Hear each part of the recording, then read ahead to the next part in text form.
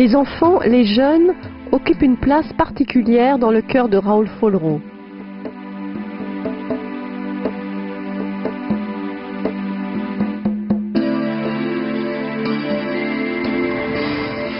Dans une quinzaine de pays, la Fondation agit en faveur des enfants en détresse, premières victimes de la pauvreté. Le principal objectif est d'accueillir et d'aimer ces enfants, et aussi de les éduquer, les soigner, les instruire, et par eux et avec eux, construire un monde plus juste et plus humain. À Manille, aux Philippines, les éducateurs de l'association Un pont pour les enfants tentent d'arracher les enfants à l'enfer de la rue. Pour survivre, les enfants mendient ou récupèrent de la nourriture auprès des fast-foods. Ils exercent aussi de petits métiers, appeler les taxis pour les clients, ramasser les cartons pour les revendre ou trier les poubelles.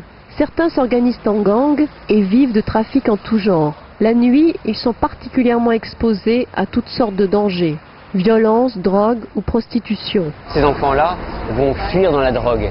C'est ce qui fait qu'on voit qu'ici, dans ce groupe-là notamment, et comme dans les autres qu'on a pu rencontrer, on a 9 enfants sur 10 qui va se mettre à sniffer du rugby, à inhaler ce solvant qui les met dans un état second. Il faut discuter longuement avec eux pour essayer de leur faire comprendre qu'ils existent au moins pour nous, et puis après peut-être de leur redonner ce goût de vivre et cette volonté de s'en sortir. Mélodie travaille depuis 3 ans comme éducatrice de rue. Avant tout, il s'agit pour elle d'apprendre à connaître les enfants et se faire apprivoiser par eux pour leur proposer de venir au centre d'accueil. Certains de ces enfants disent qu'ils n'ont pas de famille, même s'ils en ont une. Mais c'est parce qu'ils se sentent seuls qu'ils disent cela. C'est très difficile d'entrer en contact avec ce genre d'enfants quand on est éducateur de rue, parce qu'ils se sentent négligés, abandonnés des adultes. Ils n'ont aucun ami, personne qui les aime. Ils sont déprimés. Nous devons jouer avec eux et leur montrer notre intérêt et notre affection pour pouvoir les apprivoiser.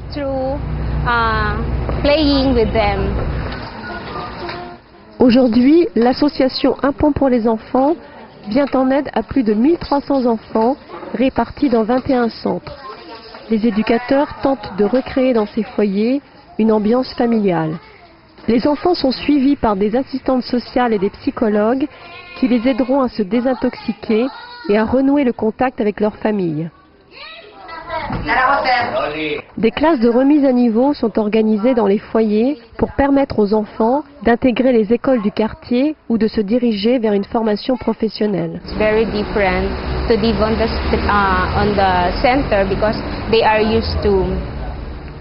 Au début, c'est très difficile pour les enfants de vivre dans ce centre.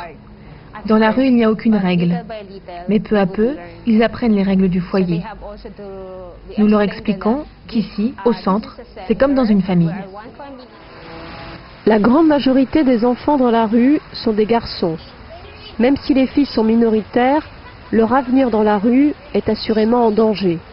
L'association a donc créé plusieurs centres pour accueillir les filles désirant quitter les trottoirs de la capitale.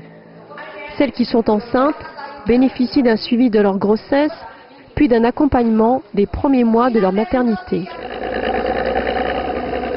L'association est aussi présente sur la décharge de Manille, appelée Montagne Fumante, où chaque jour, des centaines de personnes recherchent parmi les immondices de quoi manger ou des objets qu'elles revendront.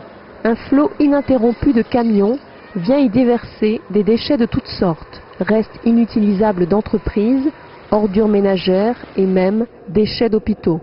Sur ce lieu oublié de tous, sans existence officielle, des centaines de familles ont quitté la campagne et sont venues s'y installer pour y vivre et y travailler.